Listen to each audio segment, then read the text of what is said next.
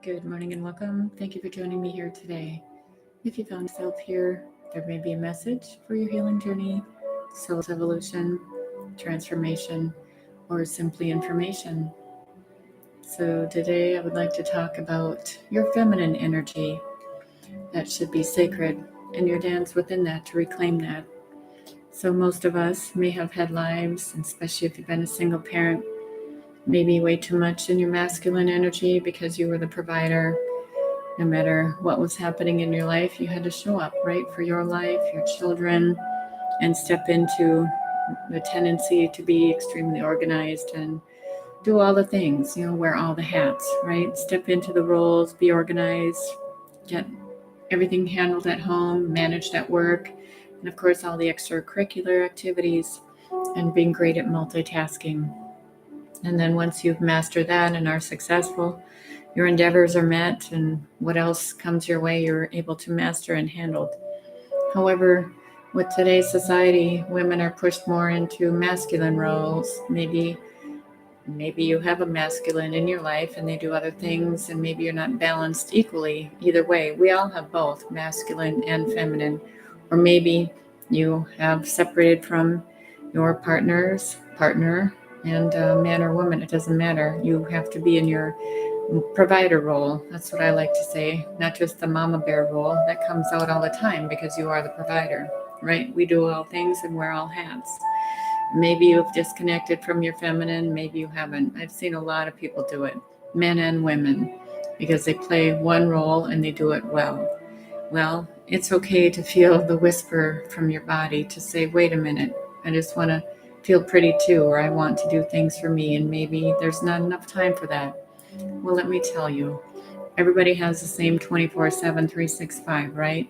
It's not a matter of the outside world, it's about taking care of you. And because you matter, no matter how tired you are when you go to bed, do something nice for you. Maybe take a nice bath, buy a candle, buy yourself some flowers. That's sacred to you. It's your feminine energy. Go get a facial. Don't allocate 1,000,000% of your time to everybody else, because then you'll be depleted, right?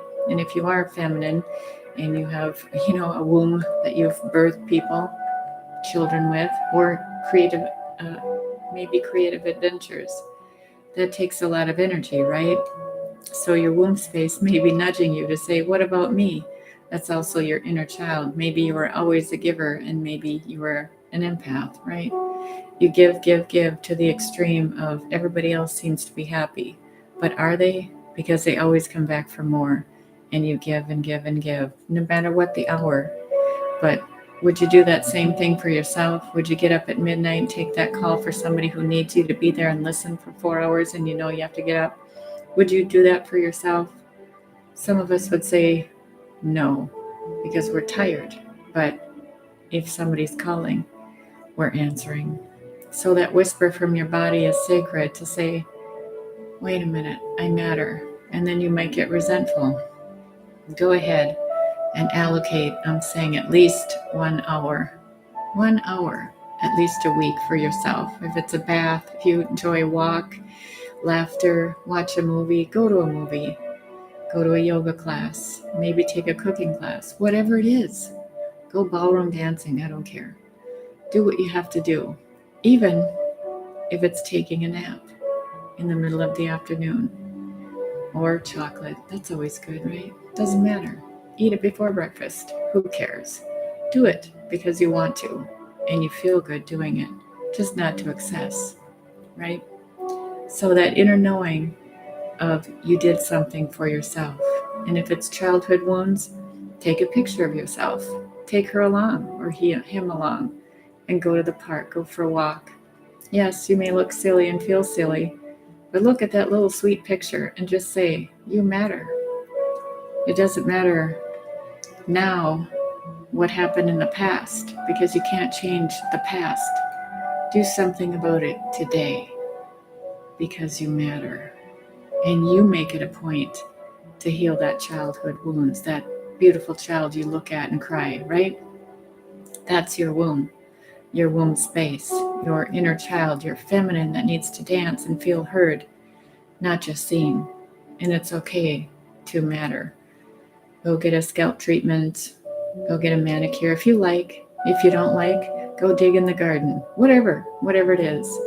Take a neighbor's dog and go for a walk and do something silly. Be childlike to heal that aspect, right? So if you thrive on action energy and you want to go run a marathon, that's good. You still drop at the end because you're so tired. And does it matter if you win or you just participated? You did it for yourself. So push yourself harder at work? Yes. But what are the rewards when you get home? Right? Who do you look at when you get home? What matters when you get home? Do the people at work matter? Or is it more money that matters? But do you look at yourself? Hopefully you take your makeup off at night. That does matter. Do you look at yourself and say, I did it, and I'm happy about every aspect of today? Or what is it that you can put and leave on the kitchen table and say, I'm going to do that tomorrow. I'm going to get up early and do it. For myself, I matter. Sit outside with a cup of coffee and wait for the sun to rise. If you like that, do something little every day that takes care of you. Stop listening to everybody else telling you what you should be like, what you should be doing, who you should love, who you should like, and where you should work. God forbid it's your life, right? Who tells people that? Well, I heard different things when I grew up. You should do A, B, C, and through Z. None of that was your choice. And then you say, I want to do these type of things. And I could do that other thing too you're suggesting. But maybe it's they're living their dreams out through you, right? When I look back at so many things people told me had nothing to do with me. It was more about trying to control me because obviously they didn't want me to do the things that I wanted to do and explore. Some of the things are actually very creative and some of them not. And that would have been perfect for me, and it is. So who's telling you over time that you have to conform and do things their way? Well, you should be uniquely you because your journey is nothing like anybody else's. So if you find yourself when you get home saying, wow, I hate my job, hate my life, hate all these things, but that one thing I really liked was ABC, go do more of that. Incorporate it more into your life and see what happens. Do it for 30 days or more and see what happens. Maybe you're done with that experience because it fulfilled something in you. So thank yourself for knowing the difference and exploring your hopes and dreams versus what somebody wanted you to do or be. Because that also fulfills that inner child who was told no, that you didn't matter. You felt hurt because literally that's your whole life then. You were told basically internally that dialogue is sitting with you still because you were told, no, that's stupid, or you shouldn't do that, or you'll never be good at that, or are you kidding? No, your brother or somebody else is going to do that and they're the best. So what? Even if you try it for a while and it didn't work, at least it's out of your system and you tried it. I know lots of kids in college that start with one thing because their parents pushed them and they didn't want to do it. And then they ended up in that career, but were able to go back or circle back or escalate into some growth in their new company. And maybe they quit everything altogether and they started something new. So I honor that. And old school is you get a job, you stick with it until you die, right? But no, that isn't the way. You have to explore what you feel is best for you and know the difference of being bucky or maybe just you don't want to do what they said because it's their suggestion. It's an inner knowing. It's an intuitive ping, knowing you can do it. Find the people that praise you and are supportive of you so you can do it. And that's an inner child wound that something was told to you that you wouldn't be good at or that you shouldn't do it or you'll never make any money at it. Work is never work if you have passion to do it and you're fulfilling those dreams and other people are happy and blessed because you are their teacher, mentor, guide, whatever it is. Because they are in your path, you grow, and that's important. So doing those things that make you feel like you matter are important in life. Life is short. Who's in your circle?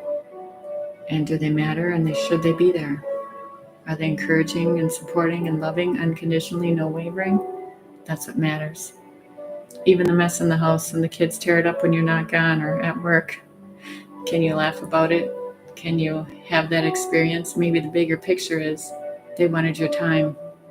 And sure, it's a mess to clean up, but maybe it's fun. Then if the kitchen is a mess anyway, make some monster cookies or spaghetti, right?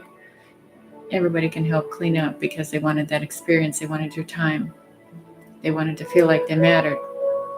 And your time matters too. You can't give somebody at work 1,000% of your time and come home and your kids have nothing. Or your partner. Show them you matter. Life is short. What matters? Ping with people that matter. Energetically line up to be with those that matter. And enjoy life. It's a ride, right? Sometimes it's a wave. Sometimes it's a slow dance. Sometimes it's a lot of different things. And sometimes you just have to ride the wave, because eventually the sun comes out and it's beautiful, calm, peace, right? That's life. So take care of you because you matter. Do some special things for yourself each day, at least one. Doesn't matter if it's 30 seconds. Do it and see how that makes you feel. Release the trauma, shame, fear of things that are less than desirable. And find the things in your life that matter, that make you smile and laugh and maybe be silly. Find people where you can be maybe your own self, right? Because as Brené Brown says, it's good to be vulnerable because it is a sign of strength versus a weakness. And those people that are in your circle of trust will know the difference and love you. And that's what matters. And you can have boundaries with those people that you have to still deal with because maybe they don't make you feel the way you should. And they have to be in your life for one reason or another. And it's okay. Just have a short amount of time that you're there, set some boundaries, and just keep it brief. Keep it moving. Circle back to something that's sacred. So I hope this helps today. Make sure you take care of you. Self-care is sacred. Have great discernment with who's in your circle of trust, because that's what matters. And life is short. And so it is. Namaste.